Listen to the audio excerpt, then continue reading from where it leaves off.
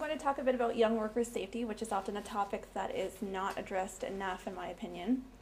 So first we're going to define young workers. The WSIB defines young workers, also the Ministry of Labor as well, as full or part-time workers between the ages of 15 and 24. Now the reason why it's 15 and 24 and 14 and under are not addressed is because according to the WSIB, workers the ages of 15 and 24 are the most at risk for injuries. So they are the most vulnerable. They are actually reviewing that category to try to actually include workers who are under 15. They don't want to alienate anyone. This age group, 15 and 24, is considered to be the most vulnerable, with higher rates of injuries than other workers, often occurring within the first few weeks or days of starting a new job. Young workers are 54% more likely to be injured per hour than employees over the age of 24. So that's something that we need to look at as well, because even though the statistics are higher for workers who are young, being injured more so than older workers, it also is based on hours worked. So if you think of it, young workers are often in university and are mostly part-time. When you take that into account, they're 54% more likely to be injured. And it is estimated that one young worker dies each week in Canada, which is just far too high. So between the years of 2000 and 2004, the WSIB in Ontario accepted 20 claims for traumatic deaths for people under the age of 25. That's Ontario only. Now, Ontario fares the best of all the provinces in Canada as far as young worker injuries and deaths.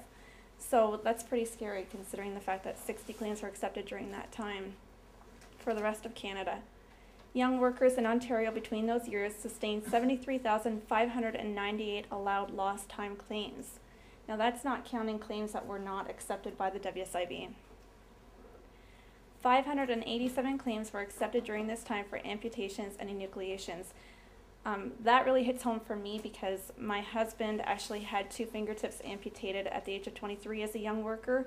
A couple of weeks before we moved into our new house. It had a very big impact on he and I, obviously. Since that time, his workplace has implemented a lot of new strategies for health and safety, and things have improved, but it really shouldn't take things like that to make health and safety more important in the workplace. So the top 5 causes of injury to young workers: number 1 is slips and falls, 2, overexertion, 3 is being struck by or against an object, 4 is bodily reaction, toxic effects from chemicals, and 5 is burns. So statistics aside, behind every injury there is a story, there's a face and a name. And this is Randy, and this is a local story. Randy worked at Jose Noodle Factory in Leamington, and on his 3rd day on the job, he suffered 3rd-degree burns to most of his body while cleaning a deep fryer. So what was happening was he was actually cleaning the hot oil from the deep fryer, and he was carrying it in a plastic container. He had asked for personal protective equipment to be provided. He asked for gloves and was told that it wasn't necessary. Gloves and an apron weren't necessary.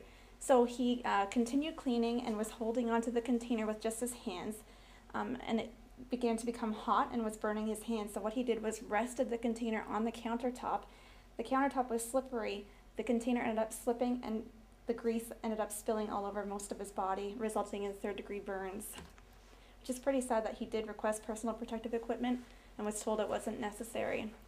So subsequently, on July 12, 2004, Jose's Noodle Factory in Leamington was fined $50,000 plus a 25% victim surcharge for violating the Occupational Health and Safety Act. So hopefully they've implemented some new changes, and that's not something that will happen again. So why are young workers so vulnerable? Well, there's lack of health and safety training. The majority of young workers are employed in small businesses, usually under 20 employees, so often they'll have no health and safety committee. They're often working in high-risk sectors such as construction and manufacturing, which can present unfamiliar hazards. They're often unaware of their rights, afraid to ask questions for fear of repercussions, eager to please, and young workers are more likely to be contingent workers, which is seasonal, contract, or casual. So minimum ages for employment. So at 14 years, a young worker can work in an office, store, arenas, or restaurant serving areas, only the serving areas. At 15 years, they're able to work in factories and industry other than logging operations and restaurant kitchens. At 16, it's construction, surface mining, but only surface mining, logging operations, and mining plants. And at 18 years, underground mining and window cleaning. Volunteers. Now, volunteers are something that we really need to focus on, because now with the new curriculum in the high schools, students can't graduate unless they've got that 40 hours under their belt with community service and volunteerism. So we really need to focus on that, because we've got students going into workplaces where they're unfamiliar with their surroundings and they really haven't had any health and safety training.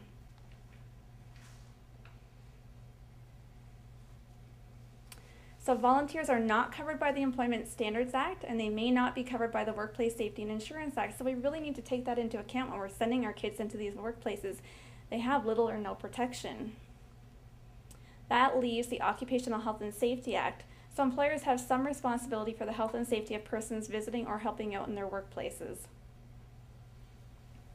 The Occupational Health and Safety Act, Sections 25 and 27 of the Occupational Health and Safety Act outline the duties of employers and supervisors. It states that employers and supervisors must take every reasonable precaution for the protection of workers and educate workers about potential dangers. Now, whether or not that's happening, that's another story, but that is what the Health and Safety Act states.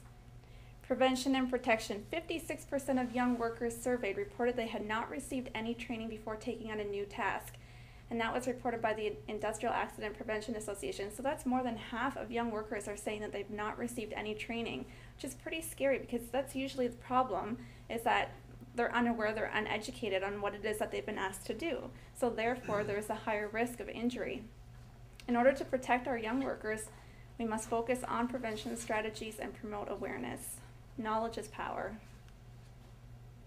So ensuring the safety of our future workers is a joint effort. What role can you play?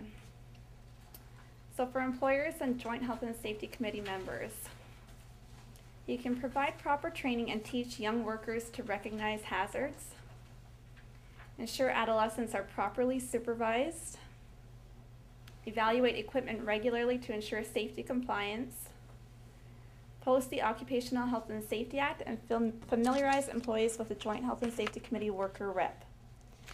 I have a relative who works at a market, and she's responsible for taking the bank deposit when she works to the bank. She was a little bit concerned about, when you have that routine and you're following that same route, people tend to know sometimes when people have that cash on them. So she did ask her supervisor, can we buddy up, or what can be done in case there's a problem?